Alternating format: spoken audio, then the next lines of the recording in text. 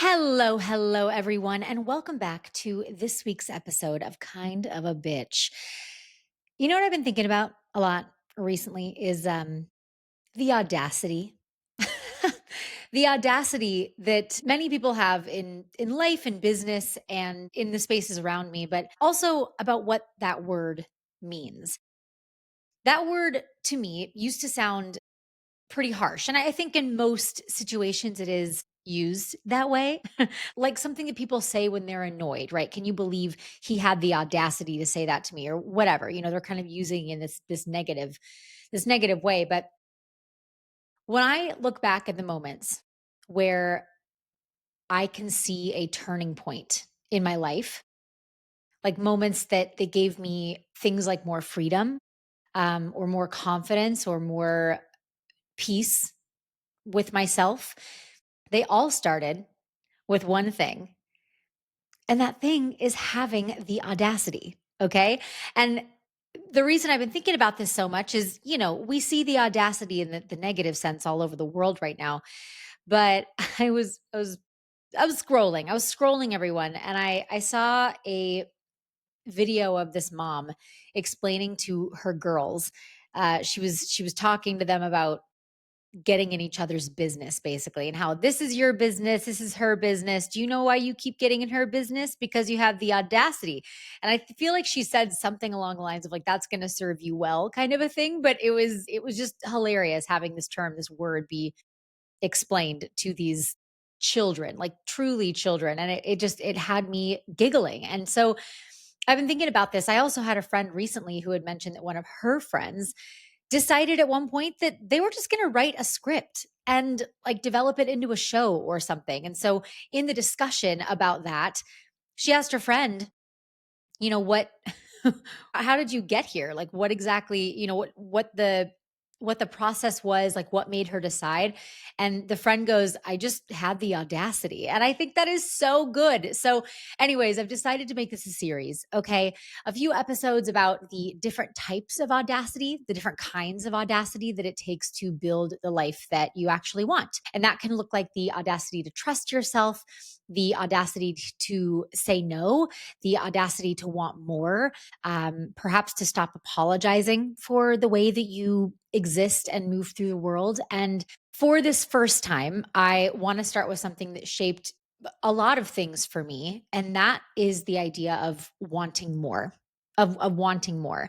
Because I think that there are many, depending on how you were raised, there is this idea of being too much, and for me the idea of wanting more started with the idea of wanting more money, of having more financial security. I think that went against what people might have expected.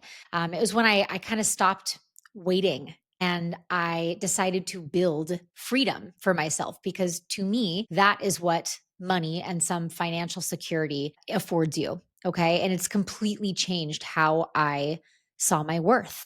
So having the audacity for me has meant saying, I want more and I deserve to have more if I'm willing to work for it. Right. And again, that can look like more choice, more time, more stability, more peace. And yeah, in this particular case, more money. So, in this episode, we're going to talk about what that looked like. We're going to talk about what it took to get to that point of losing the judgment and deciding I want more and owning that, and potentially how we can start to practice our own versions of audacity in different areas of our life. So, this is all of these small choices, one bold, grounded decision at a time. Now, I will bring you back. I have definitely shared this in other episodes here, but I was an actor. I lived in New York. I was in and out of the city all the time with different gigs, with different shows. And when I was in the city, I was working multiple jobs at a time, right? I just kind of was part of the actor life. I think what I started noticing while living that life is there was this idolization of scraping by, right? Like this starving artist trope was idolized, and in my opinion it felt like it was revered, right? And if you were someone who was struggling then you were a true artist. And so this idea of wanting more or of wanting more money, of not wanting to struggle felt wrong. It felt greedy. It felt like it took away from the artistry in some way. I mean, I was at this point, I was hustling. I was, again, working multiple jobs. I was stretching my dollars. I would go to this bodega that was around the corner and I would get my favorite sandwich and I would have half for lunch and I would save the other half for dinner. It was like $7 for this sandwich. And I just remember thinking to myself, like, oh, I can't do both. I'm trying to make this work. I remember the first month that I was in New York. I am very lucky to have parents who are able to help and would help if needed, but they definitely were not. It was not part of the agreement that I could simply rely on them. My parents were very upfront with, if this is the life that you want to create, you have to create it for yourself. We will not be fronting the costs, right? So that first month that I was in New York, I thought to myself, oh, it's going to be easy. I'm going to get a job. I'm going to make enough money to pay my rent. It's going to be fine. Well, I didn't. And that first month that I had to pay my rent, I remember calling my parents separately and telling them that I had failed and I have to ask for money. And I remember when I told my dad actually chuckled, like he kind of laughed because I was so in a frenzy about asking for this money. I felt so much guilt. I felt so much heaviness and so much failure because I needed to ask for support. And he kind of was like, you're like, you're overreacting. We're good. Like we can support you. This is okay. We can front you this money for this next month. Don't worry about it. But my reaction was just so over the top that he laughed. And like I said, I really felt at that time like this hustle was almost necessary for me to be considered a true actor, a true artist. And I think starting to realize that little voice that says I shouldn't want more, or money is bad, or having a bigger life in that way, the way that I viewed it, that like a movie star life or something, that was the first step in moving towards the audacity of finding the audacity to start living a bigger life. Fast forward a few years, and at this point, I had worked on a couple of different contracts, but cruise ships was where I started to decide that I might want to make a different choice. And the reason that I started feeling this way is because, number one, I took those gigs knowing that I was going to make way more money than I would if I had taken the second Broadway tour that I was offered. And if you're curious about that decision making process, that is back in one of my previous episodes. But I was thinking to myself, I need to figure out a way to make this life feel more sustainable for me because working multiple jobs at a time just wasn't cutting it, honey. So once I was reaching the end of those contracts and I had met my husband and my to be husband, and we had started dreaming about building a life, I started to look at the life that I was living and going, how am I going to support the life that I want, even if it's just having some freedom, even if it's just having some choice about where I'm living, even if it's just having a say in whether or not I'm able to go to a friend's wedding or a baby shower. I am going to need money. Even if it means, I mean, I remember thinking to myself, what do I do when my body starts to break down? What do I do when I age out of my type, or when my voice changes, or I don't want to go skiing because I'm so afraid. I'm so afraid of breaking something and having my career be pulled out from underneath me, right? So I started to think about ways that I could build off of the skills that I already had so that I could make more money, so that I could have more freedom, so I could have more choice, so I could have more flexibility. And when we moved back to Seattle, the choice was I'm going to get my real estate license. And I didn't know this is what I wanted to do. I mean, this was definitely something that I had to warm into because I just didn't really see myself in the real estate agent role. That didn't really fit me, in my opinion. And I can candidly say I'm not overly excited about the specific topic of real estate, right? Like I don't wake up craving information about real estate. I find it interesting. I find the stats and the statistics, the data to be interesting, but the interest that I really have the part that pulled me towards it is the people, is the relationship building, is the psychology behind communication and negotiation. And at the end of it, it was also the financial security and the flexibility that it offered me, right? And let's be clear, did not offer me that right off the top. It took a few years to get to that place, but I knew that if I really kind of buckled down and did what I needed to do and was consistent and showed up in the ways that I knew to be true for me, that I was going to be able to achieve more financial security, at least more than I would. I would be able to build something more than I would as an actor. And so, even though to this day, I will always miss that part of my life, I will always miss being on stage and performing and really identifying as an artist in that way. I had a very clear vision for what I wanted my life to look like. And what I wanted my life to look like was to have freedom, was to have flexibility. I wanted more choice. I wanted the ability to live without constant calculation.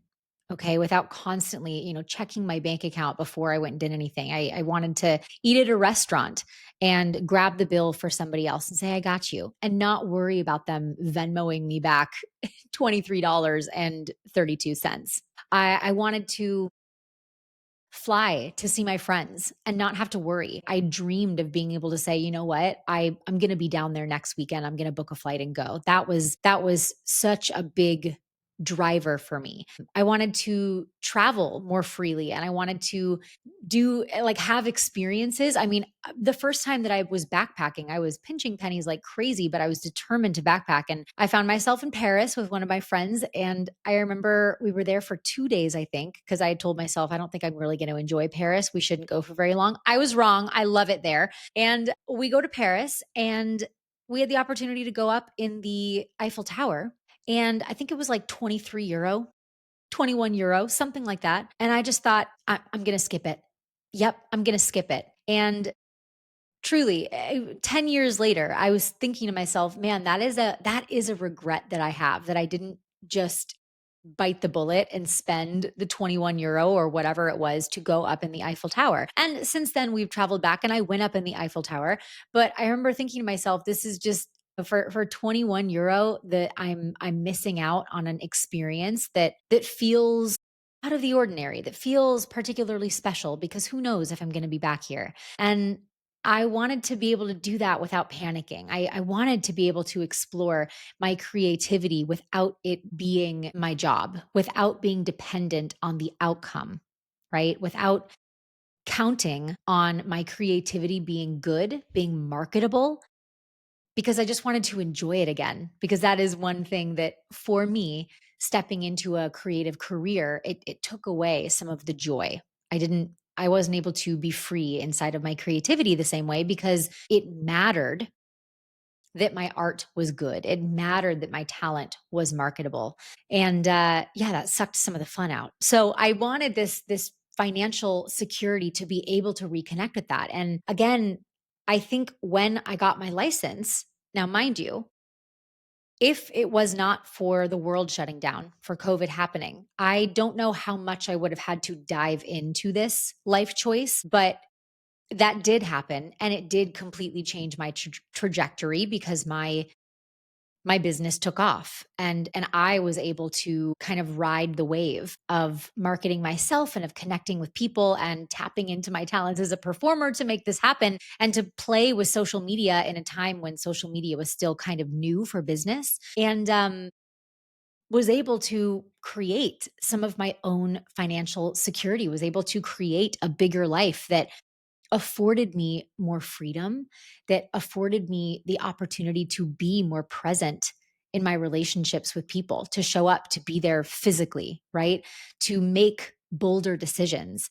Um, One of the things that I remember thinking, what's a small thing that gave me so much satisfaction, but it was a small thing. It was choosing to buy the toll pass. Okay. I bought the toll pass that allows you to go across the toll bridge. And depending on the time that you're going over, it costs, anywhere from like $3 to $6 or something to go over that bridge. but it saved me like 30 minutes.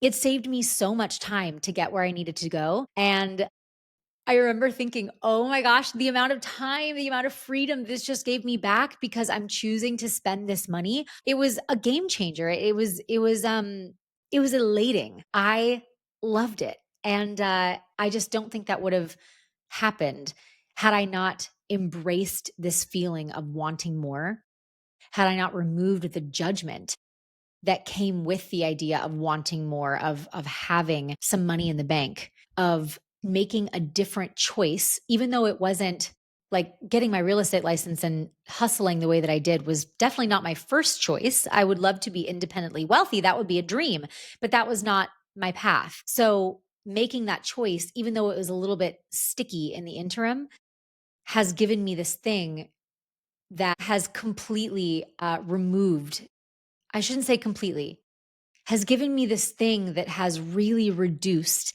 the judgment that I feel about being someone who does want more, who is not satisfied with having a smaller life. And again, this is no judgment on the people who do. Simplicity is beautiful. Living in the country is beautiful. Living in like a lower cost of living area, fantastic. For me, I want to live in this city that happens to be expensive. I want to be downtown, which happens to be expensive. I want to be able to experience food and culture. And sometimes that means spending more money, not less. I want to be able to travel to see our family and our friends. And that, unfortunately, is not free. So removing the judgment that I had of myself of wanting more was this first step to all of these small things that have turned into having the audacity to want more. There is this concept from psychologist Maslow, Abraham Maslow, and it's called the Jonah complex. And it refers to the fear of your own potential. Okay. And I feel like I've heard this talked about, and I always thought to myself, that's so dumb. But when you start reading about this, you go, oh my gosh, am I blocking myself from doing certain things because I'm afraid of how big I could get? Because I'm afraid of how successful, how loud, what comes with all of that. But the idea is that you avoid your own capabilities because it feels scary or overwhelming. Like you avoid making the changes or making the decisions that could expand you because that feels really scary because we are comfortable in these smaller spaces, in the space that you've been raised, in the culture that you've been raised, in the family that you've been raised, especially if you have a family that perceives money as bad, as inherently bad, which money is not, does not have an inherent good or badness, right? Money is needed by good and bad people all over the world. It can be used to do incredible things. It can be used to do incredibly bad things, but it does not have an inherent value of being good or bad. But some people don't see it that way. They say like, oh God, those fucking rich people, they have this kind of nasty connotation of what it means to have money. And so if you are someone who was raised in an environment like that, that I think many people are, it is hard to break that judgment of being someone who's like, I actually do want to spend a little bit more on dinner, or I do want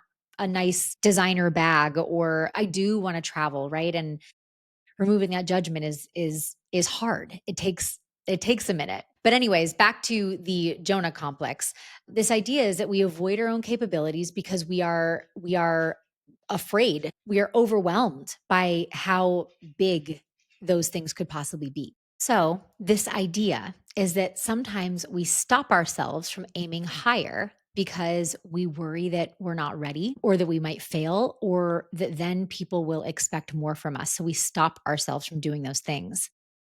The point here that I'm trying to make is that noticing this fear, noticing this judgment or this inner voice is the first step, right? Like audacity, having the audacity means acting despite those feelings. So, my question for you, dear listener, is have you ever held yourself back, even when you knew you could do more, just because it felt intimidating or potentially risky? That's the Jonah complex. And it is wildly common. I think if you think through some of your own experiences in life, you will see we do that a lot. The second point I want to make here is the spotlight effect. This is the idea that we overestimate how much others are noticing us or judging us. And I thought about this so much when I first got my license. I remember thinking, oh my God, people are going to think that I'm a sellout. People are going to think that they're going to think I'm pathetic. They're going to think I'm flaky, right? I had all of these nasty voices thinking, wondering if people were watching my transition out of performing and thinking like she's sold out. There was this is judgment. And truth be told, I don't think anyone was really watching. I think everyone was watching themselves. I think everyone at that time was very caught up I think everyone is always caught up in their own lives more than they are caught up in mine. But this spotlight effect is something that everyone can relate to. But again, the issue with this spotlight effect is that it keeps us from letting ourselves want more, from trying new things, or even from showing up fully as like the biggest recognized version of yourself. Okay. Because we are so concerned that people will notice and that people will have judgment when most of the time they are not watching. You know what I'm saying? And I used to feel like everyone was silently judging my every move. It took up so much brain space. But like I said, in reality, people are living their own lives. So recognizing this has allowed me to take bigger steps without really worrying what anyone else thinks, because ultimately I'm the one who has to live with my life, not someone else. Now, let me be clear. Life is not perfect just because I have some audacity to make bigger choices, to want more. But I will say that perspective shifted. Allowing myself to want more without judgment completely transformed my creativity, the way that I was able to approach it. It transformed my freedom, my ability to say no to things, my ability to accept treatment from others that was not aligned with me or my values. It gave me so much more time because again, I was allowing myself to want more things, and I made the decision to change certain things so that I could have things like more time. And sometimes that is more time in my day to day life, but that is also more time with the people who I care about, which in turn creates more meaningful relationships. The confidence and the self trust to figure things out has also increased because I have learned over time that these choices I have been able to break down in some ways, not all, believe me, in some ways, this idea that everyone's watching me, because time and time again, I've done a few things where I realize no one gives a crap what I'm doing. And here I am, and I'm the only one who's affected by it in a good or in a bad way.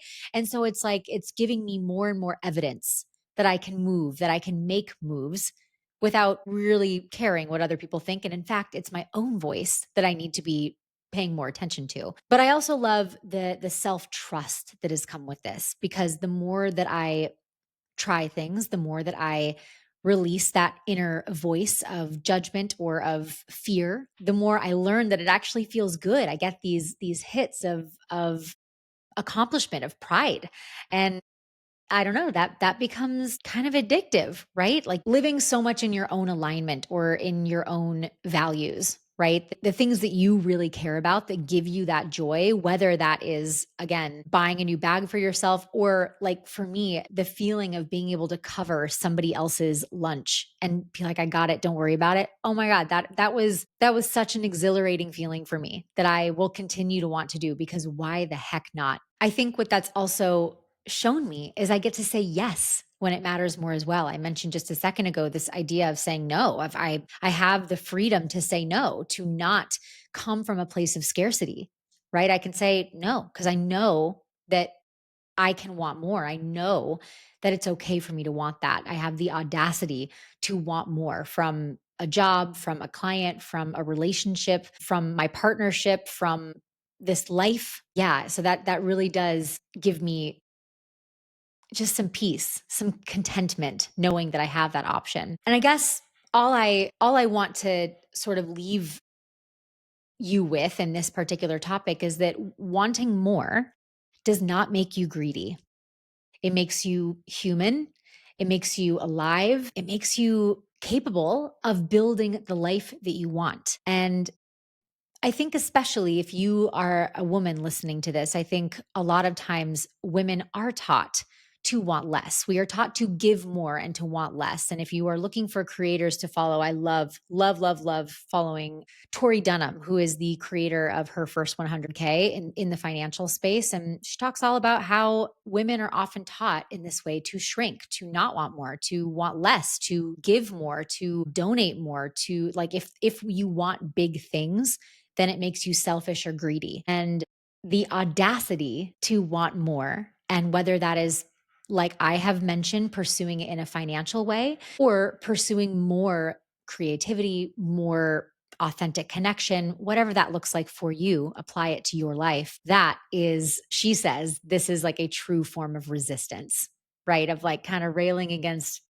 what we've been taught to become smaller and having the audacity to want more. In her case, it's more about financial security, giving yourself the permission to want more, having the audacity to want more is in its own way a form of resistance. So that is where this series starts, all right, with the audacity to want more. Again, not just money, not just a career, but in all areas of life. So next week, we're going to talk about the audacity it takes to take up space, okay, to show up fully, to show up unapologetically, and do it even when it makes people uncomfortable.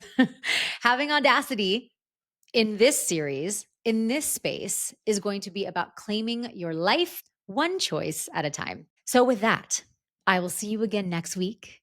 Thank you, thank you, thank you, wherever and whenever you are listening. If there was something in this episode that resonated with you, please feel free to send me a DM or send it my way. And I will talk to you next week. Bye.